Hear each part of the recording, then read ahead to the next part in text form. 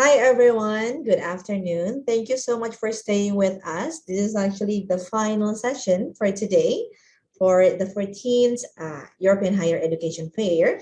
And we have one speaker for this session. This is going to be very much interesting, which is actually going to be what is that? One of the most important discussion that we're going to have today. We have EURAXESS. And the speaker from EURAXESS is going to discuss about the PhD program, pursuing the PhD program. And then you will have the opportunity to ask your questions. So drop your questions in the chat box, and we will help you to ask these questions to the speaker that we have today. Right. So just to welcome our speaker today. So we have Dr. Suzanne coming from EURAXESS. How are you, Suzanne? I'm very well. Thank you so much. Candini, how are you? Fine. Thank you so much for coming to this event. I'm sure you already prepared a really good presentation that you can share with us to explain about EURAXESS, about the PhD funding as well. Because it's going to be, we have been receiving questions about PhD programs as well, like during the three different sessions we already had today. And yeah, without further ado, we're going to welcome you, and I'm going to hand it over to you. So over to you, Suzanne. Thank you so much. And thank you so much for the invitation. It's always a pleasure to speak at the European Higher Education Fairs. I've been part of the previous sessions as well. I've been with EURAXESS for quite some time. So as Candini has said, I am the regional, or one of the two regional coordinators of the EURAXESS project. And I'm going to share my slides with you to give you an idea of what EURAXESS is all about. So in the presentation today, I want to introduce you to this, what I think is really a fantastic tool for anyone who's interested in learning more about the European higher education and research landscape, and to discover the support tools and the information that's available to anyone from anywhere in the world free of charge. So as I said, my name is Suzanne Rensovar, so I'm based in Singapore. I'm part of the EURAXESS worldwide network here in Southeast Asia. You can see us here. I have a colleague, Dr. Jenny Elmako. She's based currently in Manila in the Philippines, but she'll be moving to Vietnam soon. And you can see that we are a global network. We have colleagues pretty much all over the world. And what EURAXESS does is really to create links and bridges between researchers, scientists, students, in Europe to anywhere in the world. So we have a network of really hundreds of thousands of individuals that are joining us. What does EURAXESS offer to you? Now, you might be people that are still in school, you might be just about to finish your high school, you're probably already in university, and you're thinking about the next step in your research career development. EURAXESS is a project that is funded by the European Commission, but it is supported by 43 European countries. So all of these countries have decided we want to make it as easy as possible for anyone who wants to know what's happening in Europe. And we're putting all this information in one location, and that is the EURAXESS portal. And on the EURAXESS portal, first of all, you find a ton of information. You can see here information on what are the research opportunities in my field, what type of funding is available. And if I, for example, have an offer to do a master's or a PhD or a postdoc in Europe, who's helping me? Or moving, for example, from Jakarta to, let's say, Berlin. So all of this information is available on that particular website, along with a lot of other interesting information. For example, what is culture like in Sweden? You know, how what kind of visa do I need to apply for? What kind of insurance do I need if I'm deciding to go to Denmark for some time? So that's of the first, I think, very useful support that EURAXESS offers. Further on, EURAXESS, I'm just trying to go to the next slide, and of course now there we go. That, I think, is what most people are mainly interested in. You want to find out where are the jobs in Europe and where is the funding. So for this, we have developed a so-called jobs and funding database. And again, what we put here are the opportunities in the 43 European countries that are part of EURAXESS. And you're thinking now in your head, who are they? Who are these 43 European countries? They're, of course, all the members of the European Union. So from Germany to Denmark to Italy to Luxembourg to Netherlands, for example, but also those countries that are part of the European research area. These include, for example, Iceland or Norway, and even Switzerland and the UK are part of the EURAXESS network, which means you find also jobs and funding and scholarships from those countries in that particular portal. So every day, if you look, and I would encourage you to look quite often, you have between 10 and 14,000 offers listed there. EURAXESS is also a great opportunity to build your own network. Now, if you are a young researcher, you might not know anyone yet from anywhere else in the world, and that is important nowadays. Not just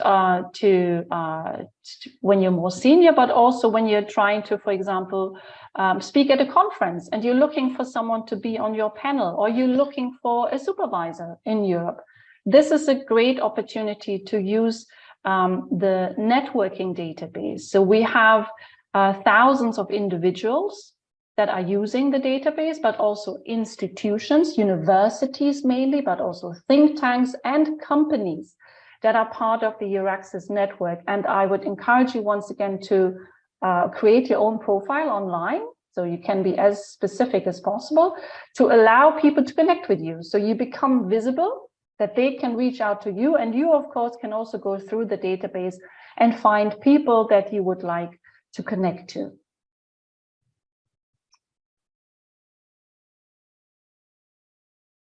EURAXESS also offers a hosting database, and that I think is very interesting for young researchers that are thinking, I would like to go to Europe, I want to do a PhD somewhere, but I don't know a supervisor.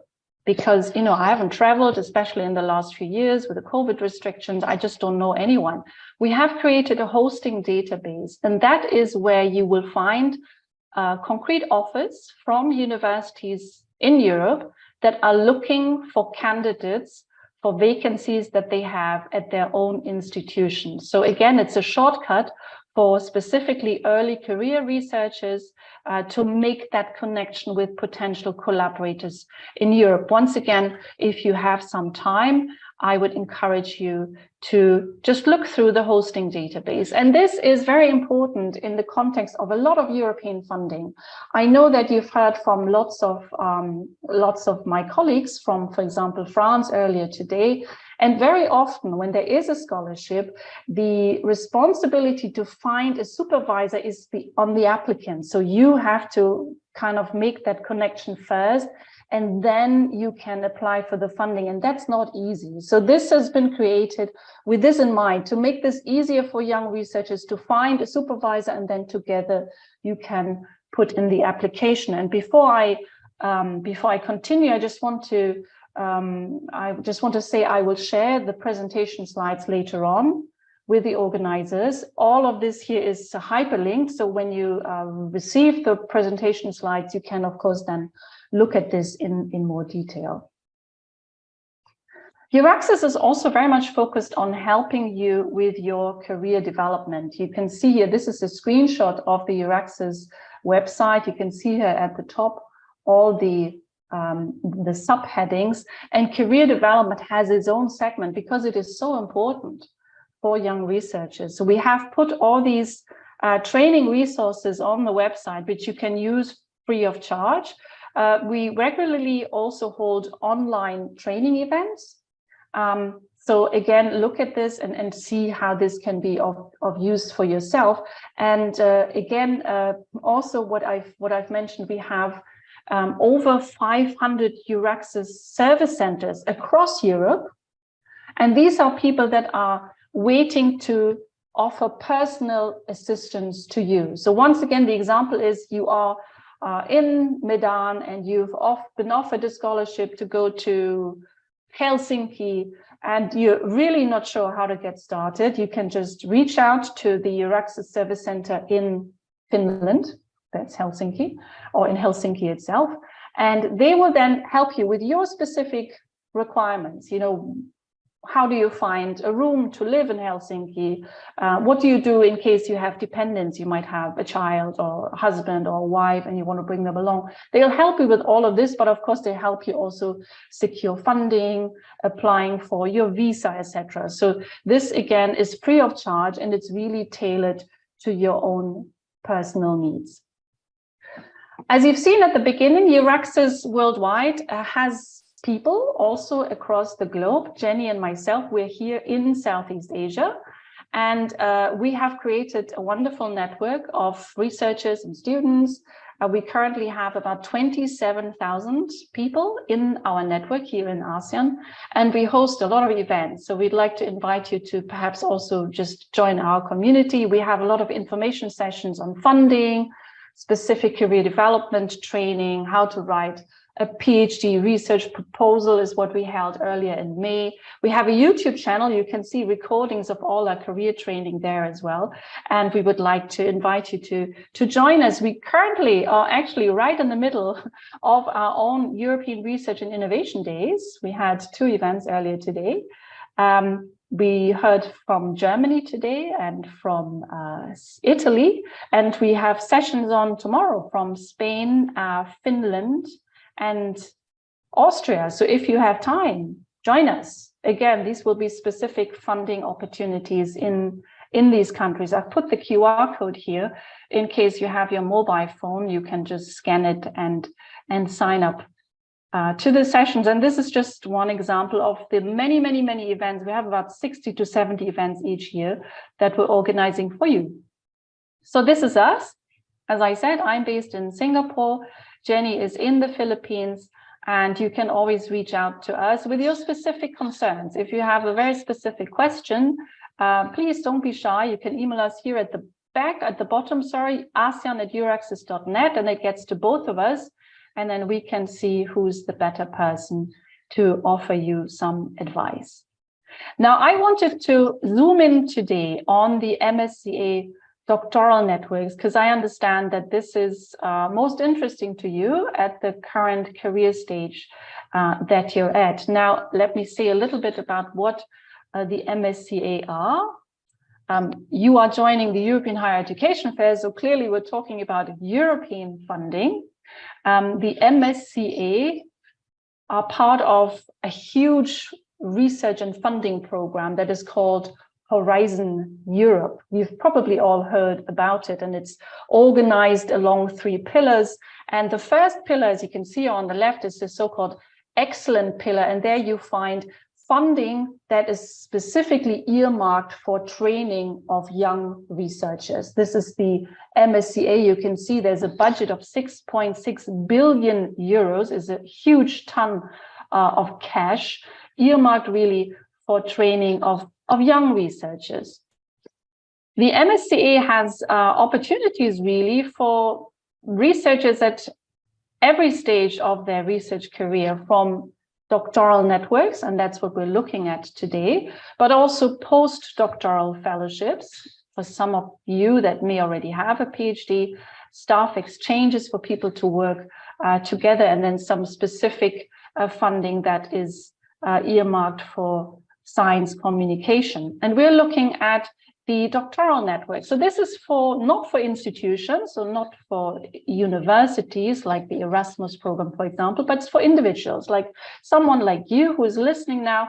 You want to do a PhD, then this is an opportunity that you could explore. Now, what are doctoral networks? And I think the term network already implies it a little bit. What is really unique about this program is that you would do your PhD or doctoral training not in one university, but this is managed by a consortium of different entities. So it's a very innovative training program. And the idea is really that you, as the doctoral candidates, have the opportunity to experience, you know, the expertise of more than one supervisor, but also more than one institution. And you have the great benefit of, you know, traveling around. It's a little bit, Kandini said it earlier, it's a little bit like Erasmus, which Erasmus for master students is the MSCA for doctoral students. So you get to explore different countries, different universities, you get to build a huge network that you really be able to benefit from for the rest of your career. So a doctoral network, the standard one is really you move around between institutions.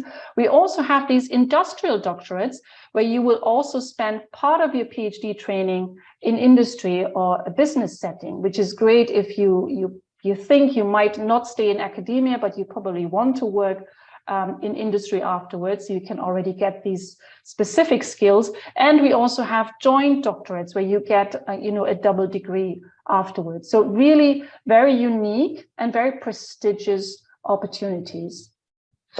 Who can apply to these? So these are for early career researchers, which means you must not already have a PhD. If you already have a PhD, then this is not the program for you, but there is no age restriction. So it doesn't matter. It's for applicants of any nationality. So people that are joining us, they have Indonesia, but they're Filipino or they're from Tanzania or anywhere, it doesn't matter. And also any topic. And once again, an appeal to the humanitarians and the social scientists. They always feel a bit excluded. There is no focus on any discipline. It's really open to all scientific disciplines. There is a so-called mobility rule. So what does that mean? You'll come across that term whenever you hear about the MSCA. The MSCA are really about moving people. You will not get funding and then you stay in Jakarta. You have to move to Europe and you have to move to a country where you haven't stayed at for more than 12 months in the last 3 years. So if you just come back, for example, from Portugal because you did your master's degree there, then you cannot do the MSCA PhD in Portugal. You'll have to pick one of the other European countries, but really there's plenty of choice. It is a very lucrative scholarship. You can see here on the left, you get a very generous living allowance. You get a mobility allowance and a family allowance as well, which means you can bring along any dependents and you can travel around and attend conferences, for example. The question that you may have now is, where would I find these opportunities? And that leads you back to what I said at the beginning of the presentation. It is, of course, the EURAXESS portal here under jobs and funding. All the openings on these MSCA-funded doctoral networks are published on the EURAXESS portal. There is no deadline. There's no fixed deadline. You have to really look every week or so because, you know, new openings are coming up frequently. I think there are in 2022, there's about 1,500 openings. So it's quite a large number of opportunities that you can look at. And if you look at the database, this is what it looks like. You would filter it here according on the right-hand side. You would look for a research program, and we're currently talking about the MSCA. And you can then, this is kind of what would come up. So for example, here, 4 PhD positions in that particular program. And if you click on it, then there'll be very detailed information on how to apply, what kind of documentation you need to provide, etc. So it's all fairly easy. There's a lot of information online if you require more details about the MSCA, but as I said at the beginning, you can, of course, always contact Jenny and myself if you would like to get specific advice. I wanted to just quickly show you the website of One Doctoral Network so you can see roughly what this looks like. So I've just picked a random one. Yeah, so this is an innovative training program, very specific. They usually have an acronym. This one here is called Cinema, and you can see a program to provoke a disruptive change in the design of polymerization products and processes using machine learning. And then here you would find the open positions. I hope this works now. And then you will find here a very detailed description of the PhD position that's on offer. Here in this case, it is based in Belgium at Ghent University, and it tells you exactly here, this is a 3-year project. It starts in July next year, etc. And then you will find under more information the application details. So it is very well documented, and you will find these opportunities once again in all scientific fields. Now I will stop here, so we will have the opportunity for questions from the audience. Thank you so much. All right, thank you so much, Suzanne, for your brilliant presentation. I would say that, well, although I don't really have any plans to pursue any PhD programs at the moment, I think what you explained is actually pretty much not only interesting, but also helpful for those who are planning to pursue their PhD programs. Because I would say that, to put it briefly, what EURAXESS actually is offering is exposure, network, and experience. So I think those are the 3 things that we have to keep in mind, because those 3 things are definitely going to be important if you would like to pursue your PhD degree. And EURAXESS also offers, what you mentioned earlier, is actually some kind of like personalized assistance from over 500 service centers across the world. And it includes network, research host or supervisor, as well as career development. So I would say it is actually an end-to-end solution when it comes to planning and carrying out your PhD program, right? But there's actually one rule that we should all keep in mind. You cannot apply for the country where you have resided for over 12 months during the past 36 months, right? This is for the MSCA program. Yes, right. Exactly. There, the mobility rule applies. But of course, as I said, EURAXESS is a portal supported by 43 European countries, and they all have their national funding programs. And they, of course, will have different conditions. And then this mobility rule does not apply. This is very specific to the MSCA. All right. Okay. So that was actually specific for the MSCA program. All right. Thank you so much. So I would like to understand a little bit more. Perhaps there are among participants over here who already, I'm thinking about pursuing my PhD degree, but perhaps to give them a little bit a better insight, a better overview about the PhD program.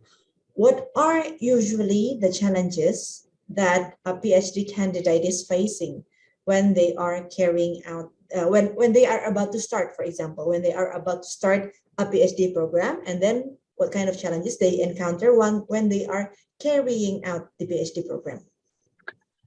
Well, to do a PhD, you have to be very interested in your topic. So I always advise anyone who's considering a PhD to think very carefully, maybe what your career plan is. Why are you doing a PhD? And also, you have to be committed to the topic for at least 3 years. Yeah, so you really should do something that is close to your heart, where you see yourself becoming an expert. I mean, doing a PhD basically means you're contributing something new to a certain scientific field. Yeah, even if it's just a minute aspect, but it is something new. So you need to be very passionate about what you do. The obstacle I think that international candidates face is mainly, as I said, making the link to a university and a supervisor where they want to do their PhD. This is why we've created this EURAXESS support kit, if you want, to make this easier. And then I don't think there's so many challenges. I think once you've really considered your topic and you've identified a suitable host, it's a great adventure. You will really benefit from it. You'll broaden your horizon. You will make, your new colleagues, your fellow PhDs will become close friends. You just have to stick with it. It's just like anything else, right? You have to commit to it and you have to stick with it. It's hard work, but it can be very rewarding. So this is why you really need to spend time being very clear about what you want to do. And this, I want to add, is very important also when you're reaching out to potential supervisors.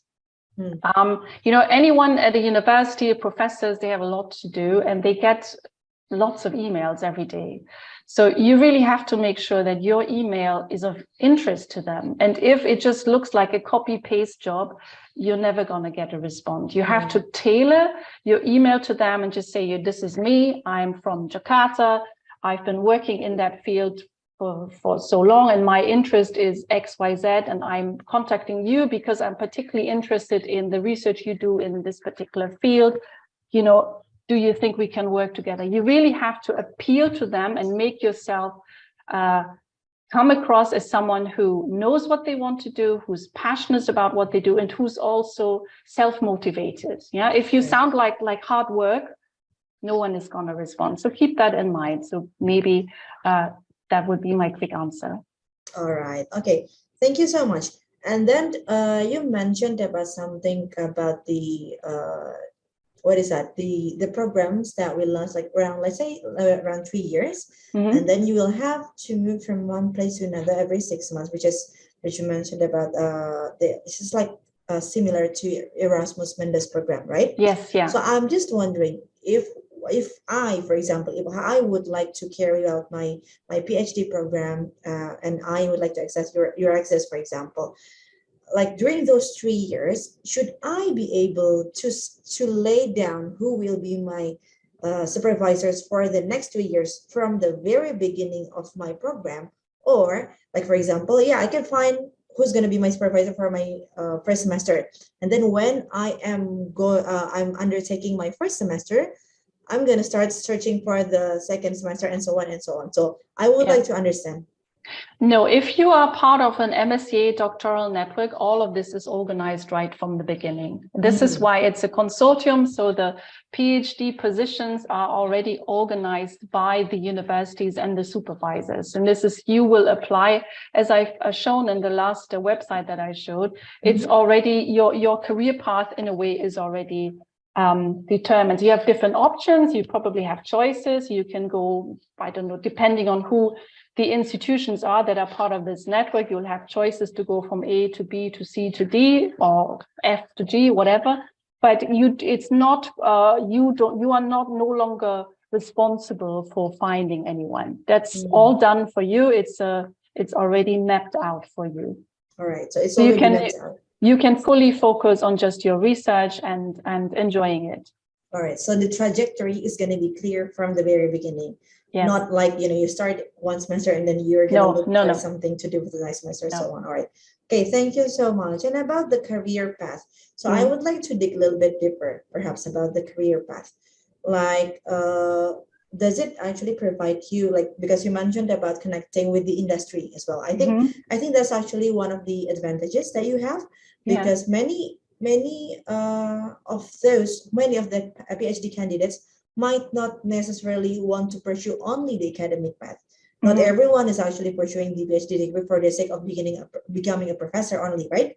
Not only for the sake of teaching at the university, but they would like, for those who are doing PhD in applied sciences, for example, that's going to be much more useful for them if they can actually get in touch with the relevant industries, right?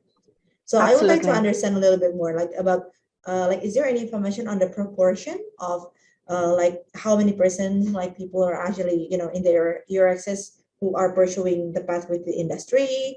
How many people, like, how many percentage, for example, for doing the academic path? I would like to understand a little bit more about that.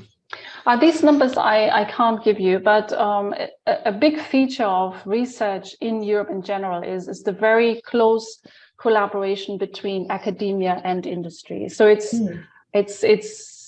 I would say it's almost standard, I think, that you will spend some part of your PhD, working in industry. At least you'll do an internship, for example, or, depending on your field, you might work in an NGO, or you might work in for a grassroots organization. But this, going out of your comfort zone and developing expertise and skills in a different sector, that is very much encouraged in Europe, and it is an integral part of the MSCA program. So for the industrial doctorates, as I said earlier, you would really step outside of academia and you develop those specific skills in industry and business, because you'd be jointly supervised by the academic, by the university, and by the company that you'd work in. And I think, if I'm not mistaken, you would be at least 6 months in the industry attached to a particular company for your PhD program. All right. Okay. So that's actually an interesting point that you raised earlier about connecting these PhD candidates with industry and businesses. So and also about the NGO and other relevant organizations where they can carry out their research, for example, and see how their research is going to contribute to the society. So I would like to understand, because obviously people pursue their PhD programs in different directions, meaning that different different programs, as in some would actually conduct their PhD program in social sciences, some would be in many other different programs, different topics. So I would like to understand, perhaps those who are doing their PhD programs in social sciences, so where do they usually go for this kind of engagement with industry and NGO? This is a question I can't answer. I'm sorry, I don't have the stats at the top of my head. But of course, there's a very lively civil society in Europe. So there's lots of NGOs, and we actually even have a program, I think, that was just launched by the MSCA, that especially those candidates that work in the social science field can be attached to a government or a public policy body. So again, there's really lots and lots of opportunity. Where they go, it really depends on the specific interests and needs of the candidate. But in my case, for example, I did a PhD in the social sciences, and I worked for the European Commission itself as part of my PhD program. So again, there's really lots of opportunities. But really, this, I think, what's really encouraged in the European context is for you to be very independent. Yes. Yeah, so your supervisor is there to advise you, but you will take the lead. He's holding your hand to some point, right? But you're really advised to do what what you think is best for your own career, and to go out and get exposure to as many different fields and sectors as possible.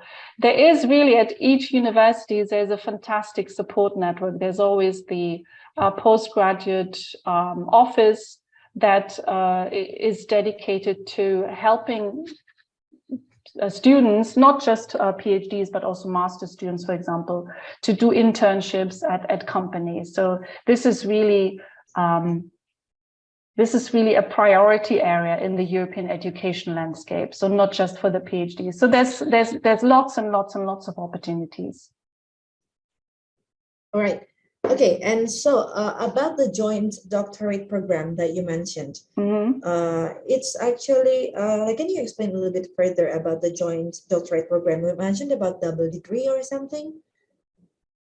Yeah, so the joint program is an integrated doctoral training where you would earn a joint double or multiple doctoral degrees, and the supervision is done by the various degree awarding institutions. So you would, for example, be supervised by, let's say, 2 supervisors, one in, I don't know, Oxford, the other one at Humboldt University in Berlin, and together you have this triangle of you and the 2 PhD supervisors. You together work on your doctoral journey, and then in the end you would get a PhD from both institutions. All right, so you will be recognized as a PhD, as a receiving PhD from both institutions. Absolutely, yes, exactly. But you are doing it in like parallel, right?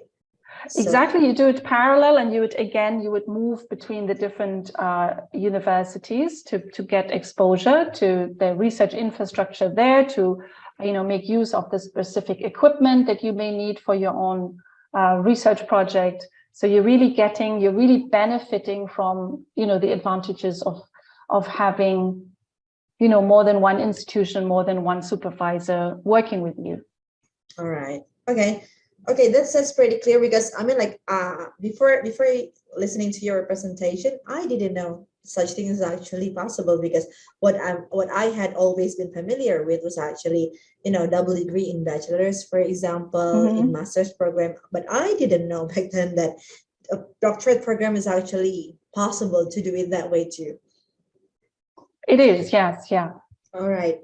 Okay. And then I think another thing that I would like to clarify a little bit further with you, for example, can you give an example about like any PhD candidate who did PhD program who did their PhD program through your access, like accessing the network, accessing the database as well. And then can you give some examples about where they are at the moment? Like, are they like teaching somewhere? Are they doing collaboration with industry somewhere? So I think what the participants are going to be interested in is like some kind of like alumni profile or something.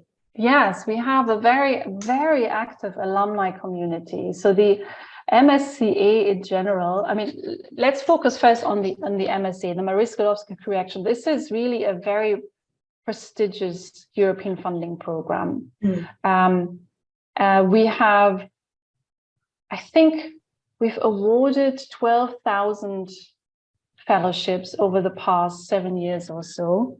And we have a growing network of alumni here in Southeast Asia. And my colleague Jenny is actually the chairwoman of the Southeast Asia chapter. So we have Marie Curie fellows, researchers that have done their PhD or their postdoc with a Marie Curie fellowship anywhere in ASEAN, lots of them in Indonesia, lots in the Philippines, Malaysia, Thailand, Vietnam, everywhere. They're incredibly active. They have their own website, and they meet regularly in their own countries to really to benefit from that network. So most of them have gone on to either stay in university, so they're now lecturers and teachers. Quite a few of them have stayed in Europe. So they've accepted positions in Europe at the university, and lots of them are also working in industry now. I can't think of one very is Dr. Tatas Brodomuras. He is Indonesian, and he is at Marchung University. He is also a Humboldt Fellow. He is, I think, one of the leading scientists in his field.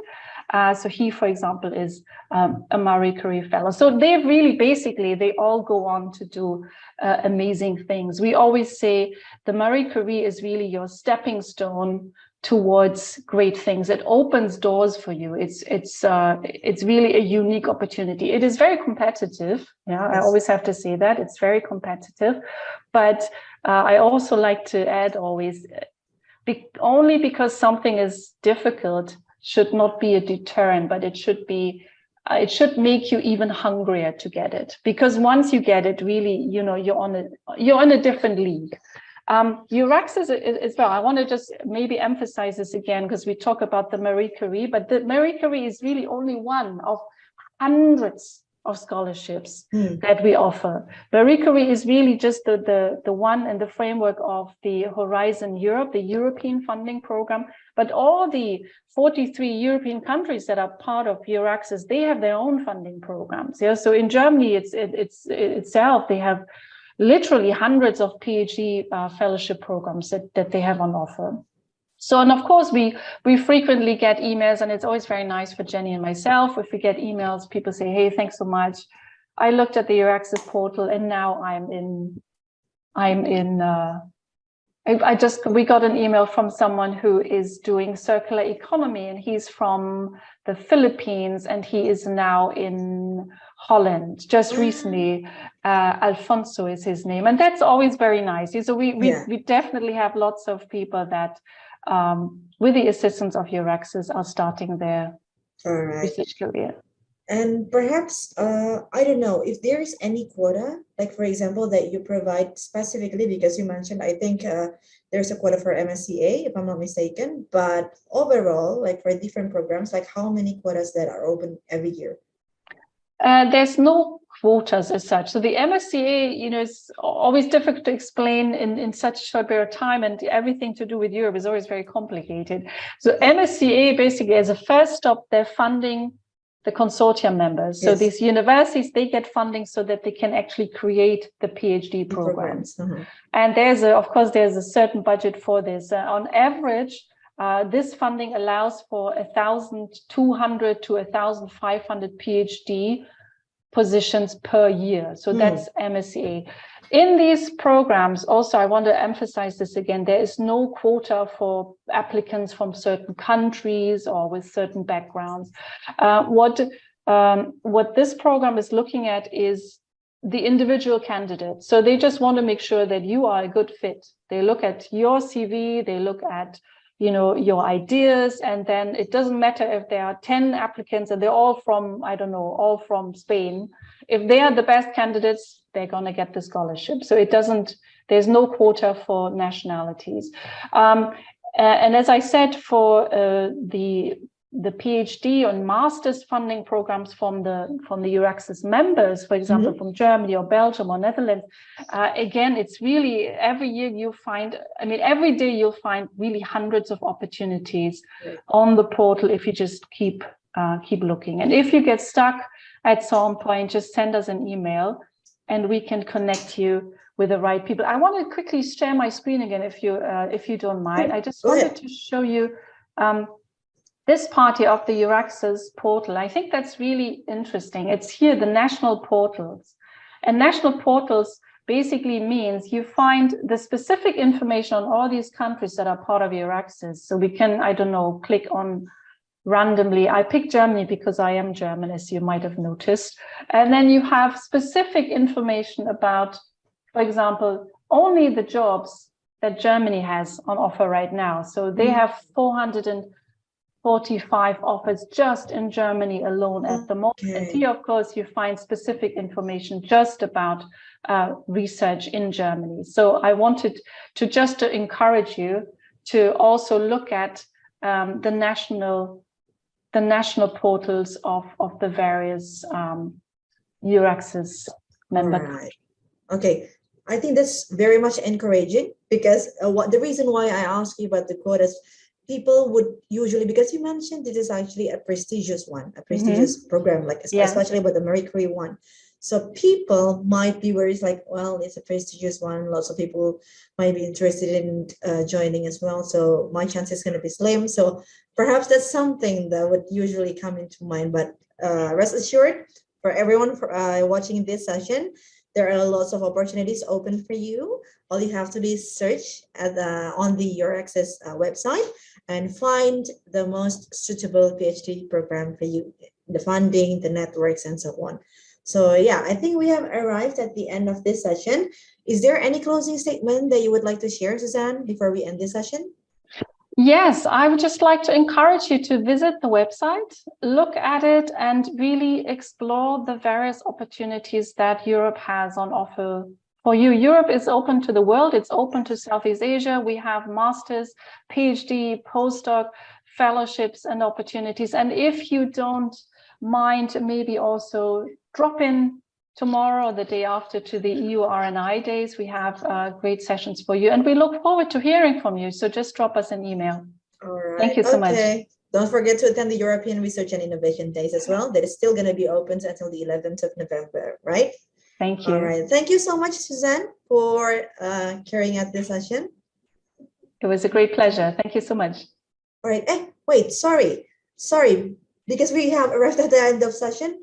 There's one additional question coming from the participants. Let me check that out first.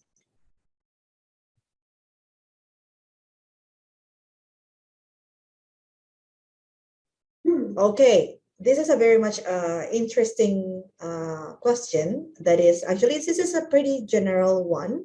So when somebody is interested in applying for a PhD program, like usually, is there any rough requirements about how many papers or journals that the respective candidates have to be able to publish beforehand? No, there is no such general requirement. As I said, for each position, there will be the institution that offers the position will have their own set of application requirements. But I wouldn't get too nervous about publications. People are always concerned that they need to have, a certain number of publications. That's not the case. You really have to make your CV as comprehensive as possible and just try to make yourself shine. I think that's always very important. Try to take the book out of our American colleagues who are really good at presenting themselves. So the institution is looking holistically at you, not just at your publication record, but they probably want to see you have taken on a leadership position. You've been a tutor, a mentor, you have, a startup idea, you have you've spoken at conferences, you've organized certain science communications portals, whatever. So try to put out everything that's relevant and don't get too concerned about the publications. No one expects a master's student to have a publication. That's really highly unusual, so don't worry about it. All right. Okay, thank you so much. So the key elements that I noticed from your explanation is actually the comprehensive CV, and then of course the commitment on your field, and then leadership position, that's going to be important as well. Then you could actually increase your profile by including leadership positions that you have undertaken before, as well as any speaking engagement that you had in the past where you had the opportunity to actually speak about your subject. Exactly. You just want to make sure you come across as a passionate person, someone with a vision, someone who is diligent and dedicated, but don't worry about the publications too much. All right. Okay. That's the answer to the question about the requirements on papers and journals.